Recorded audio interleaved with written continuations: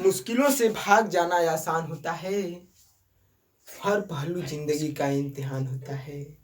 मुश्किलों से भाग जाना आसान होता है, हर पहलू जिंदगी का इम्तिहान होता है। डरने वाले को कुछ नहीं मिलता जिंदगी में, लड़ने वाले के कदमों में सारा जहान होता है। हेलो दोस्तों, स्वागत है आप सभी का आपके अपने यूट्यूब चैनल जानकारी में। दोस्तों, आज का जो हमारा टॉपिक है प्रश्नावली 1.5 और 1.6। इस वीडियो में कंप्लीट करेंगे प्रश्नावली 1.5 और 1.6। तो आइए देखते हैं। दिया है, पहला प्रश्न बोल रहा है, बताइए नीचे दी गई संख्याओं में से कौन सा संख्या परिमेय है और कौन संख्या अपरिमेय। देखिए यहाँ पर संख्या हमने लिखा है और पूछ रहा है कि कौन सा संख्या परिमेय और कौन सी संख्या अपरिमेय। तो यहाँ पर देखिए 2 माइनस कड़ी में 5, 2 माइनस कड़ी में 5 बताए थे कि एक परिमेय और एक अपरिमेय संख्याओं का घटाना जो हमारा होता है, एक परिमेय और एक अपरिमेय संख्याओं का जो घटाना होता है वो है अपरिमेय संख्या होती है। एक परिमेय और अपरिमेय संख्याओं का घटाना एक अपरिमेय संख्या होता है। ठीक, तो ये हमारा हो जाएगा अपरिमेय संख्या। पहला जो है अपरिमेय संख्या, और दूसरा यहाँ पर देखिएगा एक समीकरण दिया है, तो इसको क्या करेंगे, हम सॉल्व करेंगे। देखिए सॉल्व कर रहे हैं यहाँ पर 3 प्लस कड़ी में 23 और माइनस कड़ी में 23। ठीक, इसको कोष्टक हटाएंगे तो 3 प्लस कड़ी में 23 माइनस कड़ी में 23, 23 से 23 कट जाएगा कड़ी में और बचेगा जो हमारा 3। तो 3 हमारा का एक परिमेय संख्या है, तो दूसरा जो है एक परिमेय संख्या हो जाएगा। यहाँ पर तीसरा है जो 2 कड़ी में 7 अपान 7 और कड़ी में 7, तो दोनों बटे के रूप में है, तो 7 से कड़ी में 7 कट जाएगा, बचेगा हमारा जो 2/7, बचेगा जो हमारा 2/7। ये हमारा हो गया परिमेय संख्या, तीसरा भी परिमेय संख्या है। नेक्स्ट है हमारा 4 नंबर। यहाँ पर जो है 1 कड़ी में 2, मतलब एक परिमेय संख्या और एक अपरिमेय संख्याओं का जो अंश और हर के रूप में होता है वो हमारा होता है एक अपरिमेय संख्या। अगर दोनों परिमेय संख्या रहता तो परिमेय संख्या हो जाता। अगर दो अपरिमेय संख्या भी रहता है, दो अपरिमेय संख्या रहता है तो भी अपरिमेय संख्या होता है। तो एक परिमेय संख्या और एक अपरिमेय संख्या को P/Q के रूप में जो होगा वो हमारा होगा अपरिमेय संख्या। तो 4 नंबर अपरिमेय संख्या। और जो 5वां है 2 पाई एक अपरिमेय संख्या है और 2 एक परिमेय संख्या है। तो एक अपरिमेय संख्या और एक परिमेय संख्याओं का गुणनफल हमेशा अपरिमेय संख्या होता है। नेक्स्ट है हमारा प्रश्न नंबर 2। प्रश्न नंबर 2 में कह रहा है कि निम्नलिखित व्यंजकों में से प्रत्येक व्यंजक को सरल कीजिए। प्रत्येक व्यंजक को सरल कीजिए, निम्नलिखित व्यंजकों में से प्रत्येक व्यंजक को सरल। दूसरा जो हमारा यहाँ पर इस कह रहा है कि निम्नलिखित व्यंजकों को सरल कीजिए, निम्नलिखित बीजीय व्यंजकों को सरल कीजिए। तो जो हमारा व्यंजक दिया है आप देख रहे हैं यहाँ पर 1 2 3 4, इन व्यंजकों को सरल करना है। तो दिया है a+b और a+b दोनों भिन्न भिन्न है। अगर दोनों अगर 3 प्लस कड़ी में 3 और 3 प्लस कड़ी में 3 रहता है तो a+b का होल स्क्वायर हो जाता है। दोनों भिन्न भिन्न है तो इसलिए हम दोनों का क्या करेंगे, गुणा करेंगे। तो गुणा कीजिए 3 प्लस कड़ी में 3 और 2 प्लस कड़ी में 2। तो देखिए अब इन दोनों का हम क्या करेंगे, मल्टीप्लाई, गुणा करेंगे। तो इसका गुणा इसमें और फिर इसमें और इसका इसमें और इसका इसमें, 3 दूना 6। इन दोनों का गुणा करेंगे तो 3 दूना हो जाएगा 6 और 3 का इसमें गुणा करेंगे तो हो जाएगा प्लस साइन है तो हो जाएगा 3 कड़ी में 2। ठीक, फिर इसका और इसमें गुणा करेंगे तो हो जाएगा 2 कड़ी में 3। फिर कड़ी में 2 और कड़ी में 3 का गुणा करेंगे तो एक इसके लिए सूत्र है कि कड़ी में AB रहेगा तो इसको हम लिख सकते हैं कड़ी में A गुणे कड़ी में B। तो वही है कड़ी में A और कड़ी में B, तो क्या हो जाएगा अंदर मल्टीप्लिकेशन जो गुणा हो जाएगा तो हो जाएगा कड़ी में 6। यही हमारा इसका विस्तार हो गया, सरल व्यंजक हो गया। ठीक, नेक्स्ट हमारा दूसरा जो है उसको देखते हैं। दूसरा क्या है, 3 प्लस कड़ी में 3 और एक कोष्टक में 3 माइनस कड़ी में 3। दूसरा 3 प्लस कड़ी में 3 और दूसरा है 3 माइनस कड़ी में 3। देखिए एक कोष्टक में a+b और एक कोष्टक में a-b, तो एक कोष्टक में ए प्लस बी और एक कोष्टक में ए माइनस बी रहता है, तो हो जाता है ए स्क्वायर माइनस बी स्क्वायर। एक कोष्टक में ए प्लस बी और एक कोष्टक में ए माइनस बी, तो हो जाता है ए स्क्वायर माइनस बी स्क्वायर। तो ए स्क्वायर मतलब 3 का स्क्वायर और माइनस बी का स्क्वायर, कड़ी में 3 का स्क्वायर, कड़ी में 3 का स्क्वायर मतलब 3 का स्क्वायर करेंगे तो जाएगा 9 और कड़ी में 3 का स्क्वायर करेंगे तो 3, तो 9 में से 3 जाए 6, इसका सरल हो गया 6। दूसरा हमारा जो है कड़ी में 5 प्लस कड़ी में 2, कड़ी में 5 प्लस 2 का होल स्क्वायर, तो ए प्लस बी का होल स्क्वायर सभी को पता होगा, A square plus B square plus 2ab। हाँ तो देखिए यहाँ पर कड़ी में 5 प्लस कड़ी में 2 का होल स्क्वायर, इसको हम सरल करेंगे तो हो जाएगा ए स्क्वायर कड़ी में 5 का स्क्वायर प्लस बी स्क्वायर कड़ी में 2 का स्क्वायर प्लस 2ab, 2 गुणे कड़ी में 5 गुणे कड़ी में 2। ठीक, अब 5 का स्क्वायर कड़ी में 5 का स्क्वायर होगा तो 5 और 2 का स्क्वायर होगा तो 2 और प्लस 2 कड़ी में। अभी इसके पहले बताया था कड़ी में अगर ए प्लस बी रहेगा तो उसका हो जाएगा कड़ी में ए गुणे कड़ी बी, तो कड़ी में ए गुणे बी है तो इसका अंदर दोनों का गुणा हो जाएगा, 2 कड़ी में 10 हो जाएगा। अब इन दोनों को जोड़ लीजिए, 5 2 7 प्लस 2 कड़ी में 10, ये इसका सरल रूप हो जाएगा। नेक्स्ट जो हमारा है कड़ी में -5, कड़ी में 5 माइनस कड़ी में 2, एक कोष्टक में दूसरे कोष्टक में कड़ी में 5 प्लस कड़ी में 2, तो इसी के रूप का है ए माइनस बी का होल स्क्वायर। तो अभी इसके पहले सूत्र है उसका इस पर रखेंगे हम ए का स्क्वायर प्लस बी स्क्वायर, तो 5 का स्क्वायर हो जाएगा कड़ी में 5 का स्क्वायर माइनस कड़ी में 2 का स्क्वायर, तो 5 का स्क्वायर करेंगे कड़ी में 5 का तो 5 होगा और माइनस कड़ी में 2 का स्क्वायर करेंगे तो 2 होगा, तो 2 हो जाएगा, 5 में से 2 हो जाएगा 3, इसका सरल रूप ये हो गया। नेक्स्ट हमारा तीसरा क्वेश्चन क्या कर रहा है, आपको याद होगा कि पाई को एक वृत्त की परिधि मान लीजिए सी और उसके व्यास मान लीजिए डी के अनुपात से परिभाषित किया जाता है, अर्थात पाई बराबर सी अपन डी है, तो यह इस तथ्य का अंतर विरोध करता हुआ प्रतीत होता है कि पाई अपरिमेय है। इस अंतर विरोध का निराकरण आप किस प्रकार करेंगे।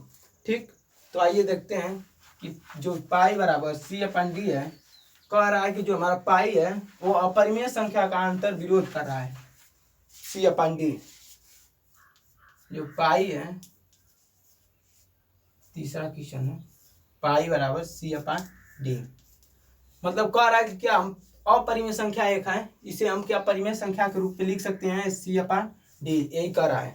तो दोस्तों आपको पता होगा कोई भी संख्या अगर एक रेशनल नंबर और एक इन रेशनल नंबर लेंगे, हम एक रेशनल नंबर और एक इन रेशनल नंबर, मतलब एक परिमेय संख्या और एक अपरिमेय संख्या लेंगे तो हम हमारा क्या आएगा, इन रेशनल नंबर, एक अपरिमेय संख्या ही आएगा। ठीक है, उसी तरह एक रेशनल इन रेशनल नंबर और एक रेशनल नंबर का लेंगे संख्या सी अपन डी के रूप में लेंगे तो हमारा जो आएगा वो इन रेशनल नंबर ही आएगा। ठीक है, इसी तरह कह रहा है कि क्या हम पाई को सी अपन डी लिख सकते हैं, तो पाई को हम पाई अपन 1 लिख सकते हैं, 1 जो है एक परिमेय संख्या है, 1 लिख सकते हैं, पर इसका जो आएगा वो पाई ही आएगा, इन रेशनल नंबर ही आएगा। तो यह कह रहा है कि इसका अंतर विरोधाभास कर रहा है, इस बात इसमें है। ठीक, नेक्स्ट अपने क्वेश्चन की तरफ चलते हैं। संख्या रेखा पर करड़ी में 9.3 को प्रदर्शित करना है, 9.3 करड़ी में 9.3। ठीक, इसे संख्या रेखा पर प्रदर्शित करना है, तो इसे प्रदर्शित करने के लिए हम पहले 9.3 का एक रेखा खींचेंगे, 9.3 एक रेखा खींचे हम यहाँ से, मान लीजिए यहाँ तक। ठीक, मान लीजिए ए और बी, ठीक, ए बी, फिर अगर हम कुछ 1 सेंटीमीटर मान लीजिए इधर बढ़ा दें 1 सेंटीमीटर, तो एक अन्य बिंदु बन जाएगा सी, 1 सेमी हो गया, 1 सेमी का एक बिंदु बन गया। अब ए और सी, जो ए सी है, इन दोनों को लेकर एक हम चाप लगाएंगे, लगना प्रकार में यहाँ से यहाँ तक की दूरी भरेंगे और एक चाप लगाएंगे, यहाँ और यहाँ कटा। ठीक, तो जहाँ कटा है दोनों, ठीक, इन दोनों को मिलाएंगे हम, ए और जो सी है इसका मध्य बिंदु हो जाएगा यहाँ पर। ठीक। अब मध्य बिंदु लेकर यहाँ से हम एक मध्य बिंदु लेकर एक वृत्त खींचेंगे, एक वृत्त खींचेंगे। तो परवलय की तरफ हम वृत्त बनाते हैं, थोड़ा इसको नजदीक करके वृत्त बनाएंगे, अर्धवृत्त। ठीक, यहाँ पर देख रहे हैं एक अर्धवृत्त बन गया। ठीक, अब जो हमारा बी है, बी से हम एक खींचेंगे लंब, एक लंब समकोण त्रिभुज बनाएंगे। बी से मान लीजिए एक समकोण त्रिभुज बनाए हैं 90 अंश का। ठीक, बन गया। फिर यहाँ से हम इसको बढ़ा सकते हैं, इधर कहीं भी बढ़ा सकते हैं, कोई बात नहीं, कोई फर्क नहीं पड़ेगा। ठीक, अब बी को हम एक बिंदु लेकर एक वृत्त खींचेंगे यहाँ से, तो यहाँ पे कटेगा, यहाँ से जहाँ ये कटेगा आकर वहीं हमारा कड़ी में 9.3 स्थित रहेगा। तो अब हम देखिए यहाँ पर कड़ी में 9.3 है, उसे कैसे प्रदर्शित किए हैं वहाँ पर। ठीक, ये वाली मिलाती, ये है त्रिज्या, वृत्त की त्रिज्या, ए भी वृत्त की त्रिज्या और ए भी वृत्त की त्रिज्या और ए भी वृत्त की त्रिज्या है। तो वृत्त की त्रिज्या है तो सभी त्रिज्याएं तो आपस में बराबर होंगी, काश की एक वृत्त से जितनी त्रिज्याएं खींची जाती है सभी त्रिज्याएं आपस में बराबर होती है। तो इसे लिख सकते हैं ए सी ए ओ बराबर ओ सी बराबर, इसको डी मान लीजिए, ओ डी। ठीक, ओ डी मान लिए। फिर नेक्स्ट क्या करेंगे हम इसमें, यह दूरी आपको पता है एक। ठीक, तो इस दूरी को निकालेंगे, इस दूरी को निकालिए या इस दूरी की निकालिए। ठीक, तो हम आइए इस दूरी को निकालते हैं, ओ डी या ए ओ को निकाल लीजिए, सब तो बराबर ही है। ए ओ लीजिए, ए ओ को निकालने के लिए क्या करेंगे, जो ए सी है, ए सी देख रहे हैं, वो क्या है, ए ओ का, ए सी पूरा ए ओ का आधा है। ठीक, तो इसे हम लिखेंगे ए सी अपॉन 2, इसका ये आधा है। ठीक, इसका जो है आधा है। ठीक, देखिए पूरा एसी है तो इसका आधा करेंगे तभी ना ये वो आएगा, आधा इधर निकलेगा आधा बचेगा। ठीक, तो उसी तरह एसी यहाँ से और यहाँ तक की दूरी को देखिए, इसमें दो, एक बिंदु ए और एक बिंदु ए, तो यहाँ तक की दूरी और यहाँ तक की दूरी मिलकर पूरा एसी बना रही है। तो इसे एसी को हम लिख सकते हैं कि A B plus B C, A B plus B C upon 2, A B plus B C upon 2। तो ए बी यहाँ से और यहाँ तक की दूरी हमने शुरू में खींची थी 9.3 और फिर बाद में 1 सेंटीमीटर बढ़ाए थे। तो ए बी यहाँ से और यहाँ तक की दूरी हो गई ए बी और प्लस बी सी, और यहाँ से यहाँ तक की दूरी बी सी। तो इन दोनों को हम जोड़ेंगे तो हो जाएगा हमारा 9.3 प्लस 1.0 लिखेंगे अपॉन 2। इन दोनों को जोड़ेंगे तो हमारा हो जाएगा 10.3 अपॉन 2, इसमें काट देंगे तो हो जाएगा 5.15। ठीक है, अब हमारी त्रिज्या जो आ गई ए ओ सी और ओ डी, जो हमारी त्रिज्या आ गई 5.5। तो ये भी त्रिज्या है और ये भी त्रिज्या है, ये नहीं यहाँ से यहाँ तक की त्रिज्या है, ये दूसरा त्रिज्या दूसरे वृत्त की। तो ये हमारा हो जाएगा जो 5.15। ठीक, एक तो कर्ण हमारा पता हो गया। ठीक, अब हमारा जो बचा है आधार, देखिए इतना दिया और इसकी मदद से हम ये निकालेंगे, ये वाला। तो क्या करेंगे, इसके लिए हम पाइथागोरस प्रमेय, इसे थोड़ा आगे बढ़ाते हैं। देखिए, तो देखिए यहाँ पर हमारा एक भुजा पता हो गई है, इस समकोण त्रिभुज एक भुजा पता हो गई। अगर इसमें से कोई और एक भुजा पता हो जाती, चाहे ए वाली चाहे ए वाली, तो हम पाइथागोरस प्रमेय की मदद से तीसरी भुजा को निकाल लेते। तो इस तरह अब हम इस भुजा को ज्ञात करते हैं, इसको और इसको लेकर। ठीक, जरा इस पे यहाँ देखिएगा शॉर्ट में, ओ सी बराबर O B plus B C. O C जो है पूरा ओ बी और बी सी से जुड़कर ओ सी बना इतना बड़ा। ठीक, तो ओ सी देखिए, ओ सी अब बी सी बराबर कितना दिया है, बी सी जो हमारा यहाँ से यहाँ तक त्रिज्या है ए और ए बी त्रिज्या है, तो आपस में दोनों त्रिज्याएं क्या होंगी, बराबर होंगी।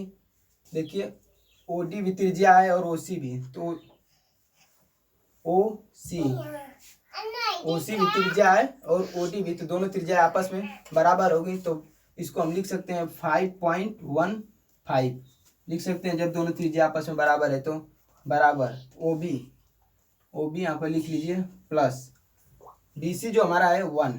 अब इसको इधर ले आकर इसमें से घटाएंगे तो हमारा बचेगा ओबी बराबर 4.15, घटा कर देख लीजिएगा 4.15, तो हमारी एक भुजा आ गई 4.15। अब हम पाइथागोरस प्रमेय से निकालेंगे तीसरी भुजा, इसको इस भुजा को निकालेंगे तीसरी भुजा पाइथागोरस प्रमेय से। तो लिख लिए होंगे आप सभी लोग, मिटा दें इसको, चलिए मिटाते हैं। पाइथागोरस प्रमेय लगाएंगे, सभी को नोट कर लीजिएगा। 4.4 आया तीसरी भुजा। अब यहाँ पर हम लगाएंगे पाइथागोरस प्रमेय। पाइथागोरस प्रमेय का होता है दोस्तों कर्ण का स्क्वायर, मतलब कर्ण का स्क्वायर बराबर लंब का स्क्वायर प्लस आधार का स्क्वायर। ठीक होता है कर्ण का स्क्वायर बराबर लंब का स्क्वायर प्लस आधार का स्क्वायर। तो कर्ण क्या है हमारा 5.5, रुकिए कर्ण को लिख लेते हैं ओडी का स्क्वायर बराबर लंब जो है बीडी का स्क्वायर प्लस जो हमारा ओबी है आधार का स्क्वायर, ओबी जो आधार का स्क्वायर। तो हमारा बीडी ज्ञात करना है तो इसको हम इधर भेज लेंगे, तो हो जाएगा ओडी का स्क्वायर माइनस ओबी का स्क्वायर बराबर डी। तो ये देख रहे हैं ए स्क्वायर माइनस बी स्क्वायर बन गया, तो इसके लिए हम एक सूत्र प्रयोग कर देंगे, इसको अलग अलग कर देंगे, हो जाएगा ओडी माइनस ओबी। फिर दूसरे कोष्टक में ओडी प्लस ओबी। तो अब यहाँ पर आप रखिए ओडी 5.15 और ओबी है 4.15, तो ओडी हो जाएगा 5.15 और ओडी हमारा जो है 4.15 और यहाँ पर जो ओडी है 5.15 प्लस ओबी है 4.15। इसमें से इसको घटाएंगे तो बचेगा 1 और 1 बचेगा और इसको जोड़ेंगे तो जाएगा 9.3, तो 9.3 हो जाएगा। तो ये जो स्क्वायर है ओबी का इधर रूट पे आके इसको रूट हो जाएगा, तो हो जाएगा हमारा जो कड़ी में 9.3। तो देखिए जो आया हमारा लंब कड़ी में 9.3, तो इसको बिंदु मानकर हम यहाँ पर एक ऐसा वृत्त बनाए हैं ऐसा, तो यहाँ पर आकर हमारा स्थित हुआ है कड़ी में 9.3। ठीक है दोस्तों, समझ में आ गया होगा, मैं उम्मीद है। एक बार फिर से रिपीट कर लीजिएगा, बहुत अच्छे से समझ में आ जाएगा। नेक्स्ट हमारा निम्नलिखित के हरों का प्रमेयीकरण कीजिए। निम्नलिखित के हरों का प्रमेयीकरण कीजिए। आइए नेक्स्ट टॉपिक पे देखते हैं। निम्नलिखित, तो देखिए पहला जो है 1 कड़ी में 7, 1 कड़ी में 7, पहला जो हमारा है 1 कड़ी में 7, इसका हम प्रमेयीकरण करेंगे, हरों का प्रमेयीकरण। तो हो जाएगा 1 कड़ी में 7 गुणे कड़ी में 7 कड़ी में 7। तो 1 तो इसमें 1 कड़ी में 7 का प्रमेयीकरण किए हैं, हर का प्रमेयीकरण किए हैं, तो हो जाएगा कड़ी में 7 गुणे कड़ी में 7। तो इसका 1 में गुणा करेंगे और इसमें 7 का गुणा करेंगे। अगर दो कड़ी में सेम की मान हो तो दोनों का गुणा करते हैं तो कड़ी हट जाती है, तो हो जाएगा कड़ी में 7 कड़ी में 7 समझ में आ गया। ठीक है, नेक्स्ट हमारा एक और प्रमेयीकरण दूसरा का ले लीजिए। 1 कड़ी में 7 और माइनस कड़ी में 6।